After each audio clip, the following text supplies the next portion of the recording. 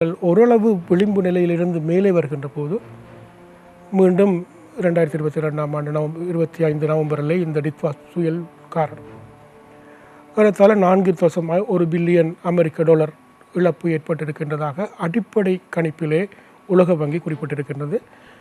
இளைஞருடைய மொத்த உள்நாட்டு உற்பத்தியிலே 4% என்பது மிகப்பெரிய ஒரு பாதிப்பு. இதனை இலங்கை எவ்வாறு எதிர்கொள்ளப் போகின்றது? இந்த இழப்பு உண்மையிலே பெரிய இழப்பு தான். 4.5 பில்லியன் டாலர் என்பது இந்த இலங்கை பொருளாதாரம் 24ஆம் ஆண்டு மொத்த மதிப்பு 99 பில்லியன் டாலர்.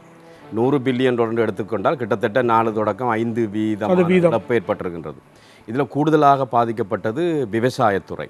ஆகவே விவசாயத்துறை பாதிக்கப்படும் போது இந்த போகம் எல்லாம் சிக்கலுக்கு உள்ளாகமாக இருந்தால் ஒன்று விவசாயிகளுக்கு மிக மோசமான வருமான இழப்பு ஏற்படும். அரிசி உற்பத்தி எல்லாம் வீழ்ச்சி அடையமா இருந்தால் அரசாங்கம் வெளிநாடுகளிலிருந்து அரிசி இறக்குமதி செய்ய வேண்டிய கட்டத்திலும் வருது. ஆகவே உள்நாட்டிலையும் வீழ்ச்சி ஏற்பட்டிருக்குது. வெளிநாட்டிலிருந்து இறக்குமதி செய்யும் போது அந்நிய செலாவணியும் வெளியே போகும். ஒரு தொடர் பாதிப்பாக இது நிச்சயமாக ஒரு குறுகிய காலத்துக்குள்ளே இது பெரிய பேரிழப்பாக இருக்கும். ஆனால் ஒரு அனர்த்தத்தை ஒரு நாடு தவிர்க்க முடியாது. ஆனால் இங்கே நடந்த விஷயம் உங்களுக்கு தெரியும். ஒரு மீட்ரோலஜிக்கல் ப்ரொஜெக்ஷன் என்றால் எவ்வளவு மழை பெய்ய போகின்றது, அந்த மழையால் அணைத்தேக்கங்கள் எவ்வளவு உயரப்போகின்ற நீர்மட்டம், அது ஹைட்ரோலஜிக்கல் ப்ரொஜெக்ஷன் என்னன்றதில் அந்த கோஆர்டினேஷன் ஃபெயிலியர் இருந்ததாக எல்லாரும் ஒத்துக்கொள்கிறார்கள். ஆகவே இந்த விடயங்களில் பல்வேறுபட்ட திணைக்களங்கள் இருக்கின்றன. கோஆர்டினேஷன் ஃபெயிலியர், அதாவது எல்லாரும் சேர்ந்து செயற்பட முடியவில்லை என்பது. ஆனால் அனர்த்தம் ஒன்று வரும்பொழுது இப்போ உங்களுக்கு தெரியும், சுனாமி வந்தபோது அது தென்னாசியாவிலேயே ஒரு முதலாவதாக ஏற்பட்ட ஒரு மிகப்பெரிய அனர்த்தம் என்றபடியால் அதுக்குரிய வெளி உலகத்தில் பார்வை வித்தியாசமாக இருந்தது. ஆனால் இந்த வெள்ளப்பெருக்கு வருவதை உலக நாடுகள் பெரிதாக எடுத்துக்கொள்வது இல்லை. என்னென்று சொன்னால் அது வெள்ளப்பெருக்கு எல்லா நாடுகளிலையும் எப்போதும் வந்து கொண்டே இருக்கின்றது. அதனால தான் சுனாமிக்கு வந்தது போல ஒரு உதவி இந்த அனர்த்தத்துக்கு கிடைக்கவில்லை. ஆனால் விவசாயத்துறை இலங்கையை பொறுத்தளவில் மிக வேகமாக மீண்டெழக்கூடிய துறை.